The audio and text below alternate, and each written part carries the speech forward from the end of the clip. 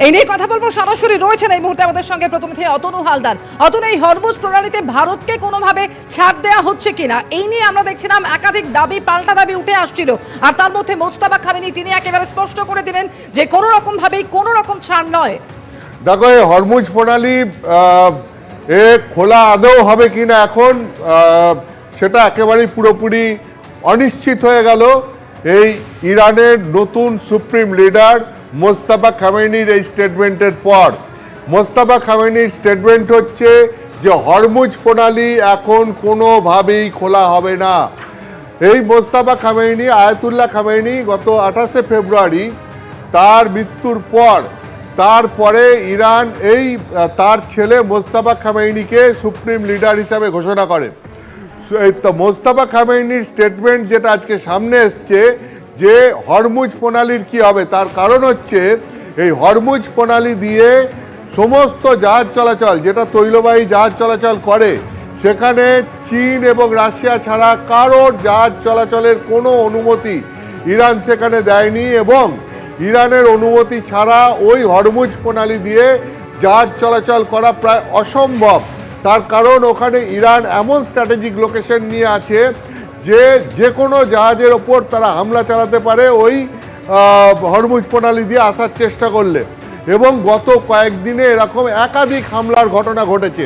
ফলে এই হরমুজ প্রণালী যেটা ইরানের দখলে রয়েছে সেখানে তারা কোনো জাহাজ চলাচল করতে দেবে না।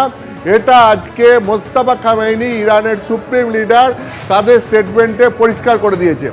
আমি তোমাকে বলি যে সকাল থেকেই একটা জল্পনা হচ্ছিল যে ভারতবর্ষের তৈলবাহী জাহাজগুলো এই হরমুজ প্রণালী দিয়ে আসতে পারবে কিনা। ভারতবর্ষের মোট 28টি জাহাজ এবং তাতে 778 জন নাবিক এই মুহূর্তে হরমুজ প্রণালীতে আটকে রয়েছে।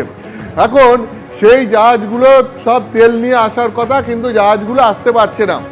আজকে সকালে একটা খবর এসেছিল, যেটা পরে সংবাদ সংস্থা রয়টার্স সেই খবরটা জানায় যে ভারতীয় সূত্রকে উদ্ধৃত করে যে হরমুজ প্রণালীতে ভারতের জাহাজগুলিকে ছাড় দিচ্ছে ইরান, এটা ভারতীয় সূত্রকে উদ্ধৃত করে রয়টার্স বলে। কিন্তু তার পাশাপাশি রয়টার্স এটাও বলে যে ইরানের সূত্র তাদেরকে বলছে যে ভারতবর্ষের সঙ্গে এরকম কোনো এগ্রিমেন্ট হয়নি যে ভারতের জাহাজগুলিকে ছাড় দেওয়া হবে। এখন পুরো বিষয়টা পরিষ্কার হয়ে গেল এই মোজতাবা খামেনির স্টেটমেন্ট সামনে আসার পর। ইরানের সুপ্রিম লিডার তিনি পরিষ্কার করে দিলেন যে আমেরিকার ওপর চাপ বাড়াতে তারা হরমুজ প্রণালী দিয়ে জাহাজ চলাচলের কোনো অনুমতি কাউকে দিচ্ছে না। এখন এই হরমুজ প্রণালী দিয়ে জাহাজ না চললে কি হবে, কেন ইরান এই সিদ্ধান্ত নিল সেটা বুঝতে হবে। সেটা হচ্ছে হরমুজ প্রণালী দিয়ে যদি জাহাজ না আসতে পারে তাহলে আমেরিকার বন্ধু দেশ যেগুলো রয়েছে এই পশ্চিম এশিয়ার, যে সংযুক্ত আরব আমিরশাহী, কাতার, সৌদি আরব, এদের এখানে যে তেল উৎপাদন হয়, যে তেল